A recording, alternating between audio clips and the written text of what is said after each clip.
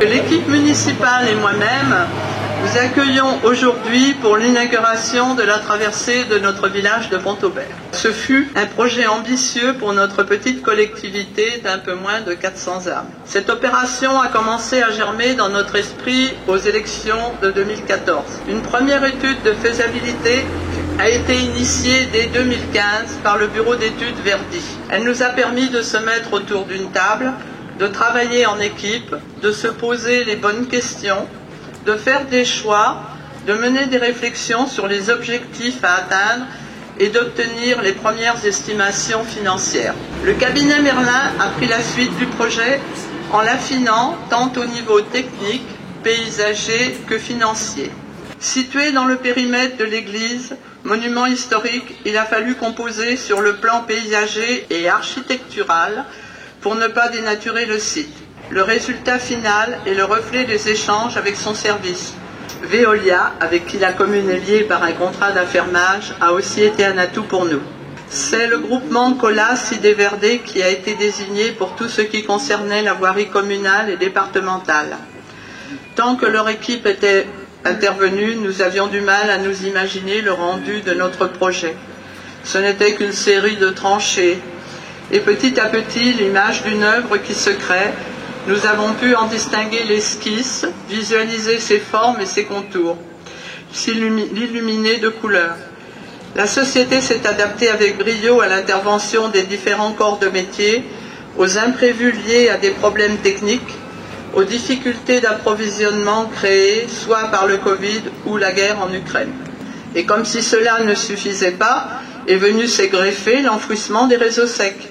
Le syndicat départemental d'énergie de Lyon, compétent en la matière, a été un partenaire efficace.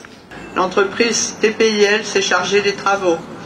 Pas toujours une mince affaire quand on se retrouve avec, excusez-moi l'expression, un sac de nœuds de fil qui doit être tout sauf emmêlé.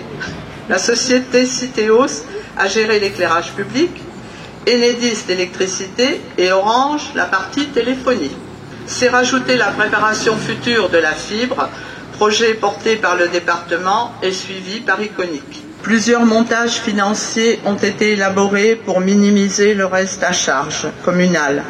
Sur la globalité de l'enfouissement des réseaux secs, le SDE et le programme FAS ont insufflé un peu plus de 80 000 € pour la tranche ferme et 120 000 € pour le côté avalon, pour un montant total de travaux d'environ 420 000 €.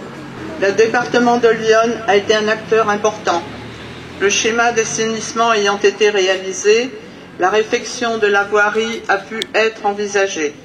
Le conseil départemental a pris dans sa totalité le financement de la chaussée.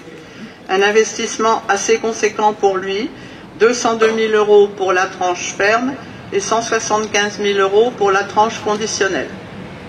L'unité territoriale routière d'Avalon a été d'une aide précieuse, tant au niveau logistique que technique. Elle m'a assisté continuellement dans le suivi du chantier. Je remercie le représentant ici présent.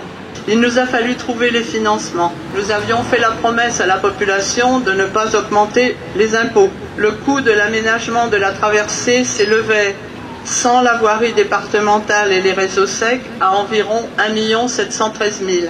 L'autofinancement dégagé par l'absence de perception d'indemnité par les élus et les emprunts couvraient une fraction du réseau pluvial et les voiries.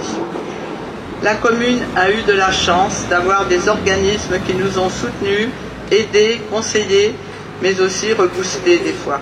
La communauté de communes et le Pays avalonnais, présidé par M. Pascal Germain, ont été les premiers à croire en nous et à notre projet. Ils nous ont aidés à trouver les bons interlocuteurs, à établir des plans de financement. L'association des communes de l'opération Grand Site du Vézelien a été la deuxième à nous suivre. Sans l'État, l'opération d'aménagement de la traversée n'aurait jamais vu le jour. Les services de la préfecture de Lyon, pour le côté Vézelay, ont octroyé une aide financière au titre de la DETR de près de 534 000 €. Le village a conservé son authenticité, son histoire et son caractère rural. Son patrimoine a été respecté et mis en valeur. Les matériaux ont été réemployés pour préserver le cachet d'antan. L'aménagement de la traversée a su combiner l'ancien et la modernité, tout en respectant la mise en conformité en matière d'accessibilité.